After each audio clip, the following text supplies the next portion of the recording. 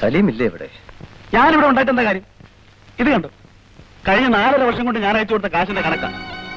ഇതുണ്ടാക്കാൻ ഞാൻ ആ പൊള്ളുന്ന മരുഭൂമി കഷ്ടപ്പെട്ടത് എങ്ങനെ നിവർക്കറിയില്ല. 4.5 ലക്ഷം രൂപ ബാങ്കിലിട്ടിട്ട് ഇപ്പോൾ 2,000 രൂപ. അതിനും പുറമെ ഇക്കാക്ക എന്നോസ് കൊടുക്കാന്ന് പറഞ്ഞ് നാട്ടുകാരെ പറ്റിച്ച പണം.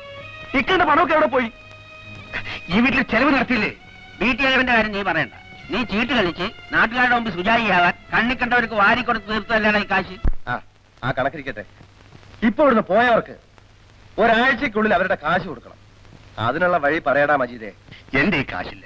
പിന്നെ ഉള്ളത് സലീമിന്റെ പേര് വാങ്ങിച്ച 15 സെന്റ് സ്ഥലവും ആദ്യം പണിതിട്ട പുരത്തറയുമാണ്. അത് വിറ്റ് പോയി മാറാൻ ഇനി അവന്റെ കയ്യിൽ ആപ്പാടെ അതേ ഉള്ളൂ. അതും തട്ടിപ്പറിക്കാനാണ് നീ നോക്കണത്. പിന്നെ ഞാൻ പൈസക്ക് എവിടെ പോകും? എവിടെയും പോകണ്ട, അത് വിറ്റോളൂ. സലീമേ, ഇനി അതായിട്ട് എന്തിനാ ബാക്കി വെക്കുന്നത്? എല്ലാം മുടിയോട്ട്. നീ ആരെയാ ശപിക്കുന്നത്? കാലാകാലം പണം ചുരത്തുന്ന കറവ പശുവാണ് നീയെന്ന് ഇവർ ധരിച്ചു. എന്നും ഗൾഫിൽ കഴിയാമെന്ന് നീയും കരുതി അല്ലേ? കഷ്ടപ്പെട്ട് നീ ഉണ്ടാക്കുന്ന പണം നാളത്തേക്ക് ഉപകരിക്കത്തക്ക നിലയിൽ എവിടെയെങ്കിലും നിക്ഷേപിക്കണമെന്ന് നിനക്ക് തോന്നിയില്ലല്ലോ. എങ്കിൽ നിനക്ക് നീ ഗതി വരില്ലായിരുന്നു. ഇത് നിന്റെ മാത്രം അനുഭവമല്ല. നിന്നെ പോലെ 10,000 ഇനിയും ഗൾഫിൽ നിന്ന് വരാനിരിക്കുന്നു, തൊഴിലില്ലായ്മയുമായി.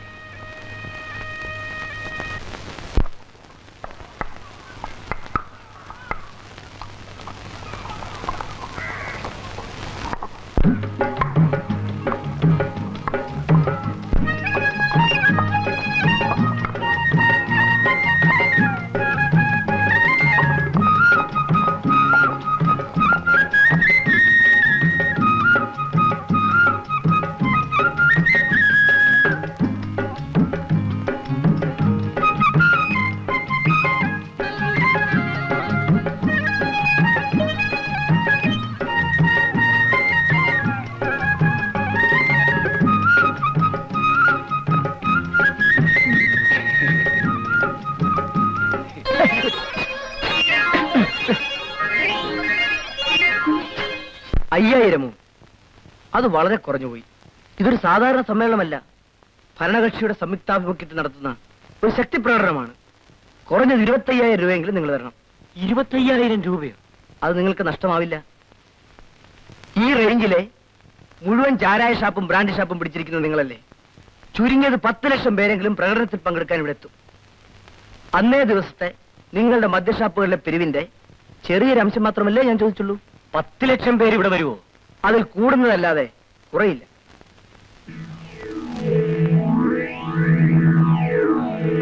ഇത്രയധികം ചാരായം പെട്ടെന്ന് വേണമെന്ന് പറഞ്ഞാൽ ഞാനിങ്ങനെ ഉണ്ടാക്കും. വാഷ് മൂപ്പിച്ച് വാറ്റിയെടുക്കണ്ടേ? അതൊക്കെ മുതലാളിയോട് പറഞ്ഞേക്കൂ. വരൂ. 10-ാം തീയതി ഇവിടുത്തെ സമ്മേളനം. അന്ന് അവിടുന്ന് സ്പിരിറ്റ് ആയിട്ട് എന്താ കാര്യം? ലോറി ഇവിടെ തന്നെ 2 ദിവസം എടുക്കൂലേ? ഉടനടി നിങ്ങൾക്ക് ക്ലിയറൻസ് വാങ്ങാൻ പറ്റുമോ? എന്താ തെളിയിച്ച് പറ. പൊങ്ങൽ മുതലയോ? വേണ്ട, പണ്ടാരം പിടിക്കാണ്ടൊരു പൊങ്ങല്. സ്വാമി, നമ്മുടെ കയ്യിൽ ചരക്കൻ തിരിപ്പുണ്ട്. Original 3000 litre സ്റ്റോക്കുണ്ട്. പുരുഷ, നീ ഒരു ലോറിയായി തൃശ്ശൂർ വരെ പോണം. നാടനായാലും എന്ത് പണ്ടാരമായാലും വേണ്ടില്ല, കിട്ടിയതൊക്കെ വാങ്ങിട്ട് വാ. വരതാ, നീ തിരുവനന്തപുരം വരെ പോണം. നമ്മുടെ കൃഷ്ണൻ വൈദ്യരുടെ കയ്യില് മെഡിക്കൽ കോളേജിൽ നിന്ന് ലേലത്തിൽ വിളിച്ച കുറെ സ്പിരിറ്റ് ഇരിപ്പുണ്ട്. അതൊന്ന് ചവോട്ട് വെച്ചിരുന്നാണെന്ന്. അതെന്തോ ആട്ടെ, നീ സാധനം പുറഞ്ഞു ഏൽപ്പിച്ചാ. അതുകൊണ്ട് ഞാൻ എന്ത് ചെയ്യണം മുതലാളി? ബ്ലെൻഡ് ചെയ്യണം. താൻ വാറ്റിയ സാധനത്തിൽ ചേർത്താൽ മതി. കൂട്ട് ഞാൻ പറഞ്ഞുതരാം.